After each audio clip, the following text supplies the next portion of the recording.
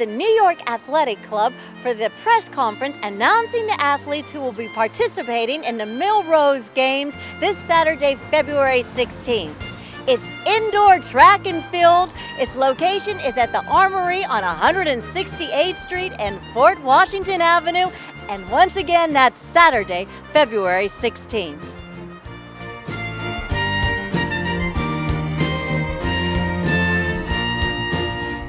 This is the 106th edition of the Millrose Games, and the Millrose Games is the most famous indoor meet in the world, and we have many of the world's best athletes competing. We have over 40 Olympians from the London Olympic Games, and we have 11 medalists. So we will have from the 60 meters up to the 2 miles, we have some fantastic races. Great high jump, long jump, pole vault. The gold medalist from the pole vault in London is competing, Jenn Suhr. The gold medalist from the long jump, Brittney Reese. The silver medalist in the high jump, Brigitte Barrett, who's from New York. So we have an array of fabulous athletes competing, so we'll have some great races. And tell our audience, you sort of have a new home. It was once always at Madison, or not always at Madison Square Garden, but you're at the Armory, and you wanted to give the location and tell us about this new facility. Well, we moved to the Armory last year on 168th Street, and of course the athletes want to run on the fast tracks. We have a fabulous 200-meter track there. It's sold out, so we'll have 5,500 people in there, and everybody wants to run on the new tracks where they can set records, and the athletes love the new home, and we had a great meet last year. We hope we'll have an even better one this year. And about 3 years ago it was that there was an article printed in a running magazine, and Larry Eder wrote about the Armory and his visit there, and rather aptly, he called the Armory the house that Norb built, which I think was rather a delightful moment. So with that, please welcome the President of the Armory Foundation, Mr. Norbert Sander.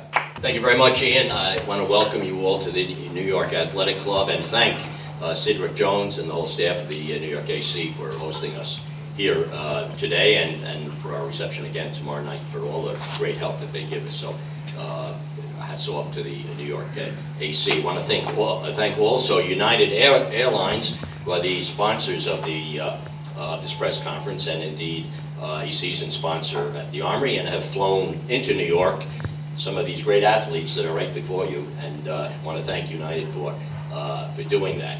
I want to certainly welcome these terrific athletes that you'll get a chance to speak to today and to see at the Armory on Saturday. It's the 106th Millrose Games. It's a spectacular track meet. I've been going to Millrose Games, believe it or not, for over 50 years, and I can promise you one of the best you've ever seen on Saturday. And with that, I'd like to also say that and thank USA Track and Field for their collaboration with us this year. It's Jill Geer is with us, Adam Schmank today, and thank them for their input, which is terrific to the Millrose Games. They will be doing the broadcasting. It will be on ESPN live on ESPN3, and then on Sunday night ESPN National Network from 8 to 10, and that'll be a great production. So thank you very much to USA Track and Field. Here's the format that we're going to adopt today. I'm going to ask each of the athletes a question, and then we'll invite you to ask questions before we adjourn, when you can go one-on-one with them. So without further ado, introducing to my far left, the Olympic trials winner in the 800 meters and 5th in the Olympic Games in arguably the greatest 800 meter race we've ever seen. He set a PR there, 1:42.95. He's making his Armory and Millrose debut, Nick Symmonds.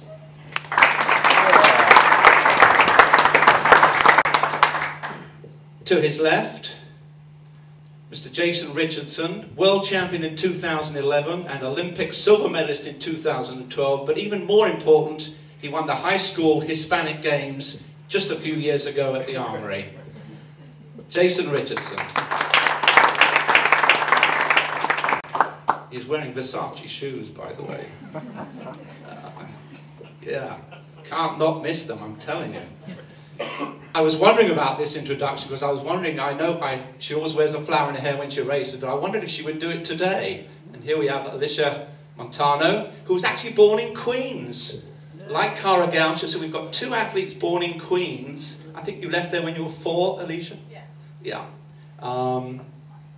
World indoor bronze medalist, 5th in the Olympic Games at 800 meters, and the best is yet to come. Alysia Montano. The young man to her left has won Wanamaker Mile title under his belt already, and a world bronze medalist in 2011. So he's coming back to defend his Wanamaker Mile championship and title, Matthew Centrowitz. His father's in the room. Where's Matt? You're here, Matt, somewhere. I don't know.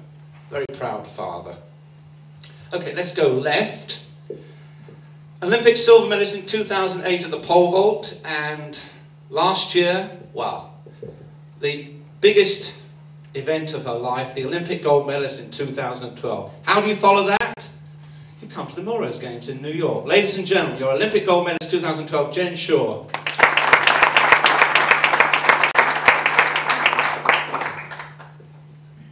The long jump is one of the unsung events. It's one of my pains that when I'm announcing these events, I say to myself, why oh why can't we call each jump in the long jump? Because it would be so exciting, especially when you have two-time world champion, 2009, 2011, and Olympic gold medalist in the long jump. Please welcome Brittney Reese.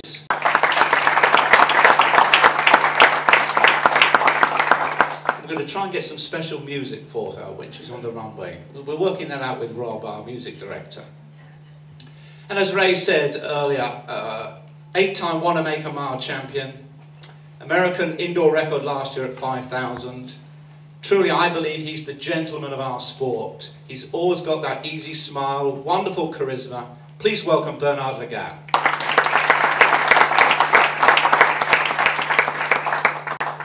Okay, question time. First I'm going to go to Nick, on my left there. So Nick, making your Armory Millrose debut, and we do know that Dwayne Solomon is going to go out hard in the 600 meters. How are you going to deal with that? Yeah, I mean, I would expect nothing less from Dwayne than to go out hard from the gun. Dwayne and I have been racing each other for almost a decade now, so you know, it's a cat and mouse game, and I just have to try to not let it get too far away from me. I think. How far is too far? I've made up 10 or 20 meters before with the lap to go, but I think in the 6 it's not as forgiving. I'll have to maintain contact, but you know, Dwayne has some phenomenal 400 meter speed, and with his American record, I think he's the guy beating this race. But I'll do everything I can to do that. And have you heard about the crowds at the Armory? It's pretty intense in there. Yeah, I have heard that, and I'm very, very excited to see that firsthand. Great. Okay, let's go over to Alysia. Alysia, making your debut at the Armory. Surprising considering you're born in Queens, isn't it? But where do you go from here, and how will you run a different race to Nick, in fact? You're aggressive at the front. Nick relies on his kick. You say, to hell with that, I'm gone. Let him come and get me. Is that what you'll do in the 600? Because the American record could go here, couldn't it? I mean, first of all, I just want to make a correction. My name's Alysia. Oh, I'm so sorry, dear. Announcer's nightmare, isn't it? Okay. Pronouncing it wrong. That's my nightmare. So, you know, everyone has seen me race time and time again, and I definitely put my heart out there on the line, and adrenaline's rushing, the gun goes off, and I'm gone. I would love to race against Nick. One of these days, so see which one fares better. But I mean, we're gonna have to wait till Saturday, see how it plays out. Of course, I mean, at 600 meters, I feel like I could hold on for a pretty nice, strong finish. So we'll see what happens to American record. I'm one to play it out than to speak it out. So we'll see what happens. Let your running do the talking, yeah. Right? Alysia. Alysia. Alysia. Okay, I'll get it right the third time. Let's go to Jason. Jason, with your long history at the Armory, having won that Hispanic Games, and you've got to win the Millrose Games though now, haven't you? So how tough is that, having been a world champion and Olympic silver medalist, to come to New York and win Millrose? You can use the microphone. There you go. We'll move it for you. Anytime you have a hurdle event, it's always tough because America is the mecca of hurdling in a sense. So we have an amazing field comprised. It's an honor to be part of it. So I definitely won't run away with the race by any means. I'm actually fighting a very disrespectful cold. So I'll do what I can to get right. I'll swallow the pharmacy, so hopefully I'll bounce back and be ready for Saturday. But just to be part of the field that y'all comprise is an honor, and I just want to come out on top. Don't we all?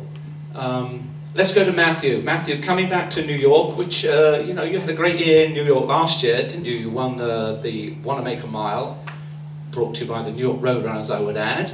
And you closed your year winning the Fifth Avenue Mile, also by the New York Roadrunners. So, defending a title. You up for this? Definitely excited to come back to Millrose. It was one of the few meets on my indoor schedule that I got really pumped up for and made sure to have a good showing with. It seems like every year they assemble a better field than the year before, so it's going to be very hard to come back and defend that title, but that's obviously the goal this year, and we'll see how it plays out. Jen, welcome back. You flew in early this morning, is that right? 1 o'clock? Drove, yeah. Drove in, you drove in. Nothing to Olympic gold medals. But Jen, you've won the Olympic gold medal. How do you follow that? How do you keep motivated for the rest, and apart from getting your husband Rick anxiety? Yes, I find motivation in just competing. I like to compete. I do not like losing. So that is motivation in itself. And the event like the pole vault, it keeps you on your toes all the time. It has so many ups and downs that, you'll never lose, the desire to get better. Absolutely. And now, Bernard. Today is Valentine's Day, by the way.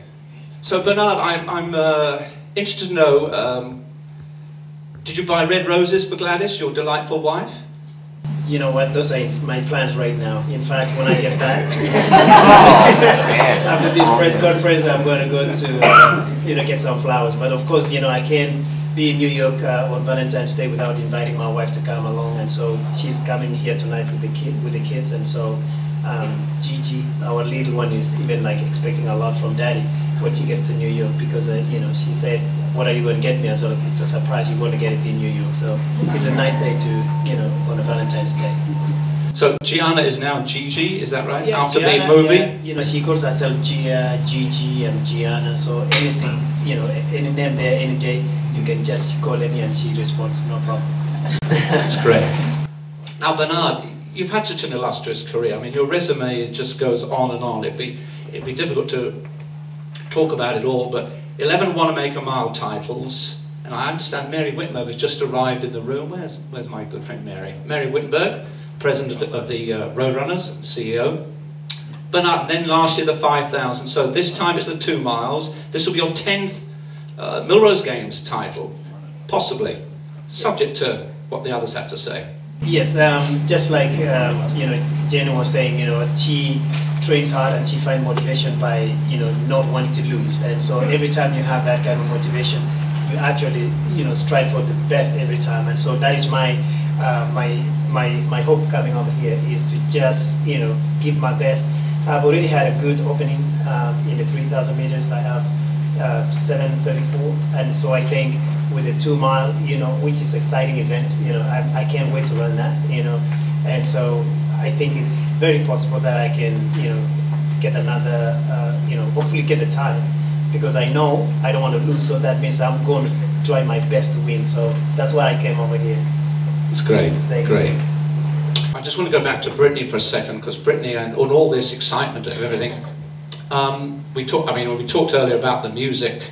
What was the music that you requested? You can tell us, I won't tell a soul. It's called I'll Go Everything. The reason why I picked that song was because I was at the Super Bowl and the 49ers played the song, and it got the crowd pumped up and ready for the Super Bowl. So I decided to bring that song into the meet and get the crowd involved in helping me jump.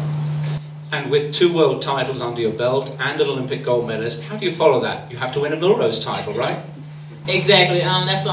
This is my first time here, and I'm excited and just ready to go out there and compete and finally get a win here on my first time being in New York.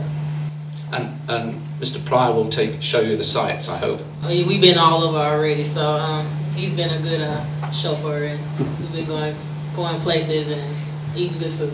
That's what agents are for, right? I understand. With us is Brittney Reese. You'll be doing the long jump? Yes, ma'am. Okay, tell our audience a little bit about that event. It's a technical event. It's not easy like run up and jump, but it's a fun event, and it's good to go out there and just run and jump in some sand.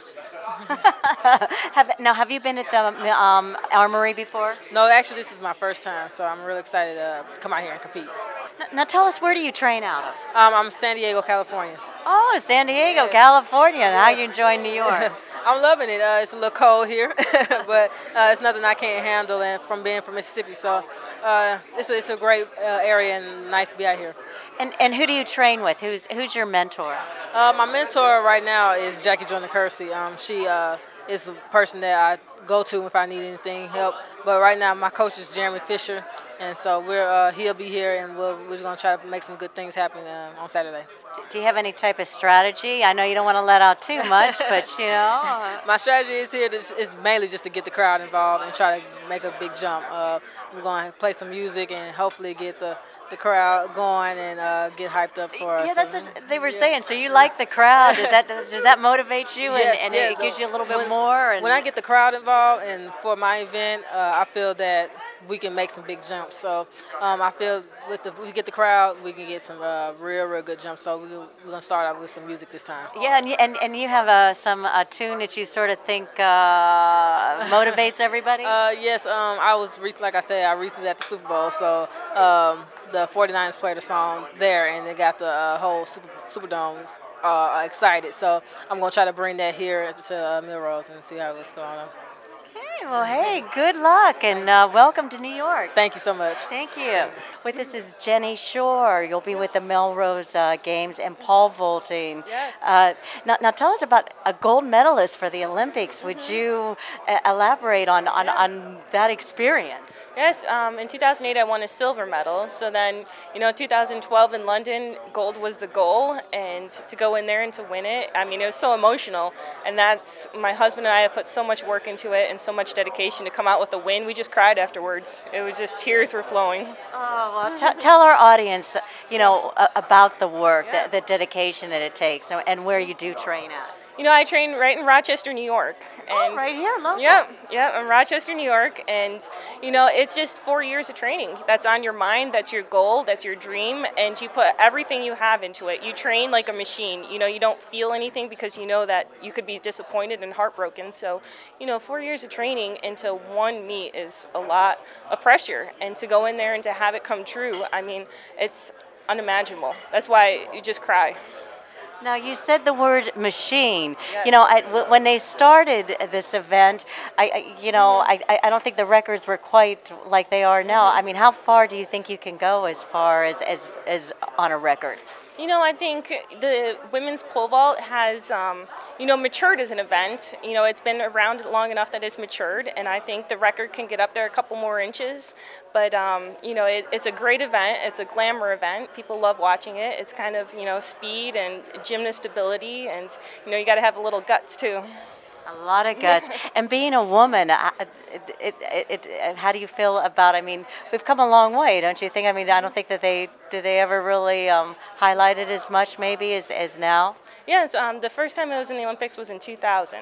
And so then, since then it's become the event that, people love watching. It's an event that you can take on the streets and get a crowd with pole vault alone. And just to end, what's your expectations and where do you go from here? It's really Saturday to have fun, get the crowd into it, let them enjoy it, let them enjoy the event, and enjoy the experience. This is a great meet, and I'm glad to be a part of it. Let me ask you, have you been at the Armory before? I've been there last year, yes. I jumped last year. And what about Madison Square Garden? Yes, I've jumped there also.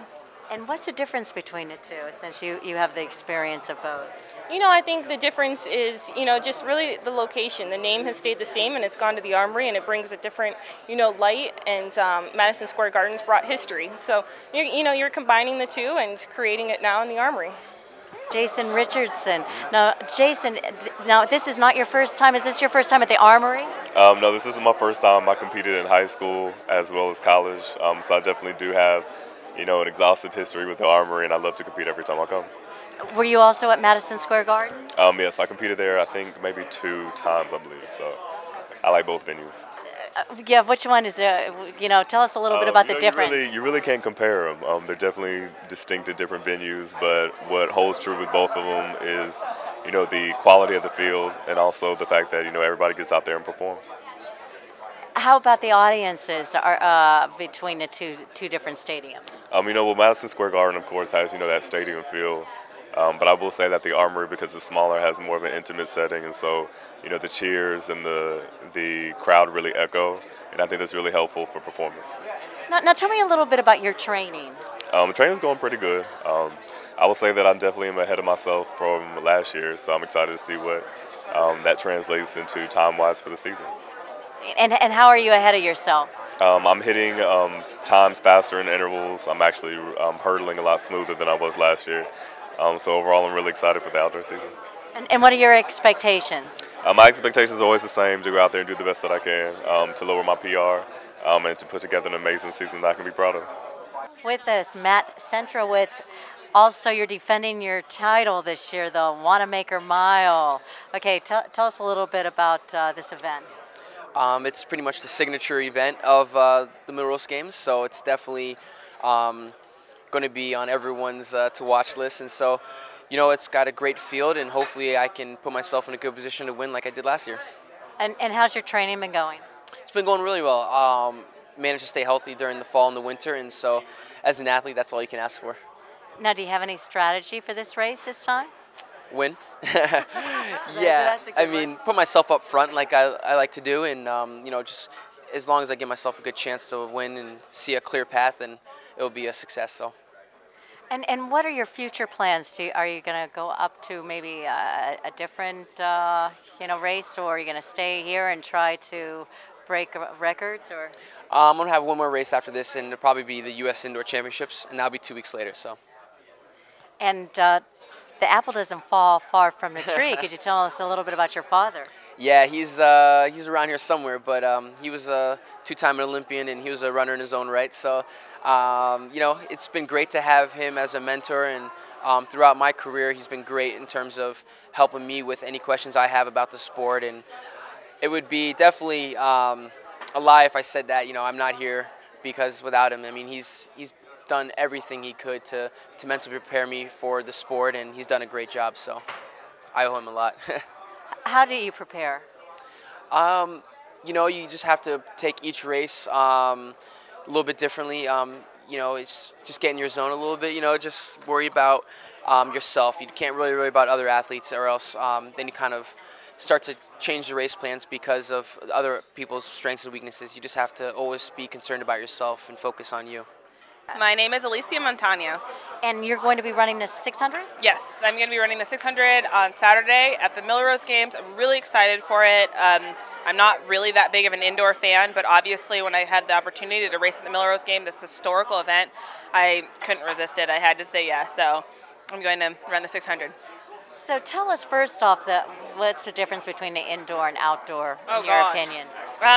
Well, I think that there are a couple that are facts in the difference in the indoor and outdoor. The difference of an indoor race is that it's generally on a 200-meter bank track. On an outdoor track, it's on a 400-meter track. So given the fact that I run the 800 meters, I only have to run 2 times around the track, and on an indoor track I have to run 4 times. So it plays a little bit with your mind and where you're at, and you really have to just make sure that you're focused on the 200 meters is 1 lap, 200 meters 1 lap, and really ingrain it inside of in your mind, so you don't lose focus in your pacing in your race.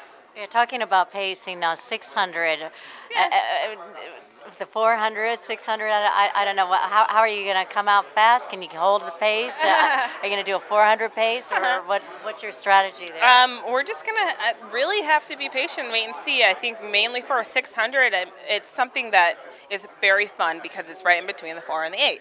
So in 800, I go through pretty fast in the 400. I'm known for going through 55, 56 seconds, and so at a very easy pace. I don't see myself changing it up too much, but who knows? The adrenaline's rushing. We're going around the track, running off of turns. The momentum's going, and I really feel like I'm just going to take it from a competition standpoint and let my legs do the talking. So I think we can expect something pretty fast. And you know, you go through 400 meters, you only have 200 meters left to go. It's not like I have a whole another 400 meters, which is a lot more. So we'll see. And I love your flower there. Thank you. Yes. Thank you very much. I'm wearing a lily today, so trying to, you know, change it up, see a little bit of all of my flowers. Have everyone see a little bit of all of my flowers. So that's sort of your trademark. How did that come about? Yeah, it is my trademark. It came about when I was in middle school. I've always been kind of a very sporty gal. Grew up with a bunch of boys. I was a tomboy, if you will. I'm still a tomboy, but obviously I like my flowers and my girly stuff. But I really think that you can be feminine and you can be strong, and just because you're a girl doesn't mean that you can't hold your own weight with the guys. And I used to play football with my brothers, and they would always pick me to be safety or their running back. And you know, one time one of their guy friends didn't want me to play with them, and they ended up picking me anyways. He was going down for a touchdown, and I tackled him and embarrassed the poor guy. And there was a daisy in the grass, and I just picked it up and put it in my hair and kind of walked away and said, like, and I'm a girl. And, you know, it stuck ever since then. It just really was my symbol of strength and femininity, so I kept it. Yes, and congratulations. And the women have come a long way in field and track. Absolutely, absolutely. Women have certainly, I'd say, have paved the way for many young girls to come, for our daughters and their daughters, to really have a place in sport. Well, good luck. Thank you. Congratulations. Thank you so much. Pleasure meeting you. I love that flower. Thank you. With us is Nick Symmonds. Welcome, Nick. 600 meters? 600 meters, a new race for me. A new race? Yeah. And what's going to be your strategy? Are you going to come out fast, keep it up? Can you keep up the pace? I'm racing a lot of 400 guys who have PRs 2 or 3 seconds faster than me. You know, the chances of me leading this race before the last couple meters are slim, but if I hang on and keep them in contention, I think I may be able to get them at the line. Okay, you going to stay in the pack at all, or? I'll try my best, but like I said, you know, these are some real speed demons. I just have to kind of maintain contact as best I can. Okay, now the gentleman. There's a gentleman here that are you going against? That maybe the two of you have had like quite a history together. Could you tell our audience a little bit about that? Yeah, absolutely. So prior to the Olympics last year, only one American had ever gone under 143 in the 800, and in the Olympic final, Dwayne Solomon and myself both did that. So he's the second fastest 800-meter runner of all time in America, and I'm the third.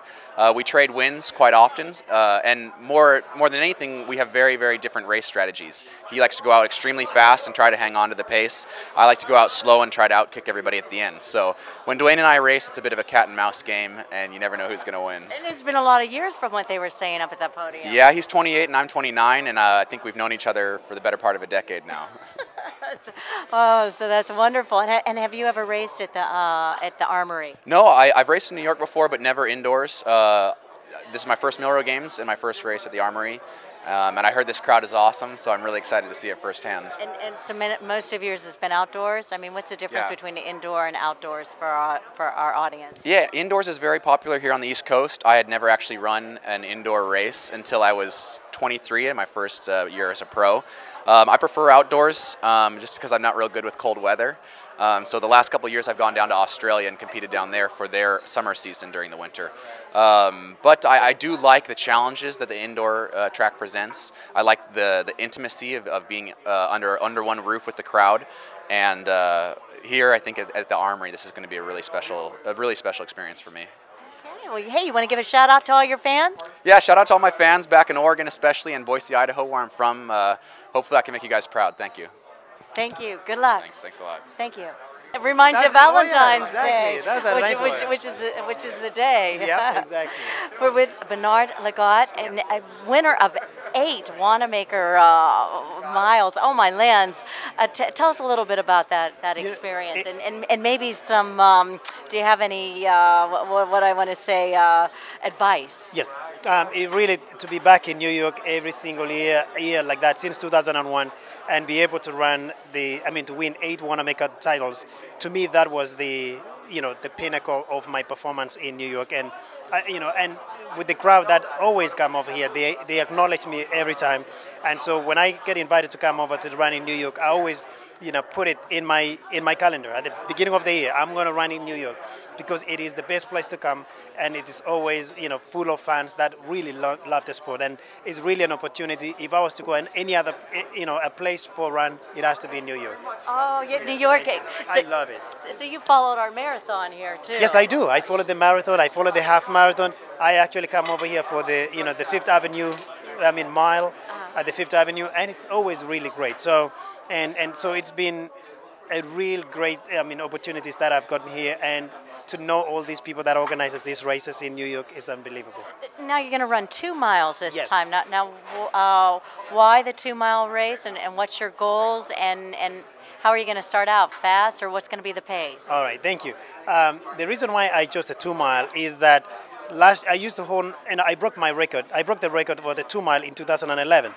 Then my countryman, Kalen Rapp, broke it last year in 2012, while I was breaking his 5,000 record at the Armory. So now we swap records, and so I want to get that record of his, the 2-mile, back.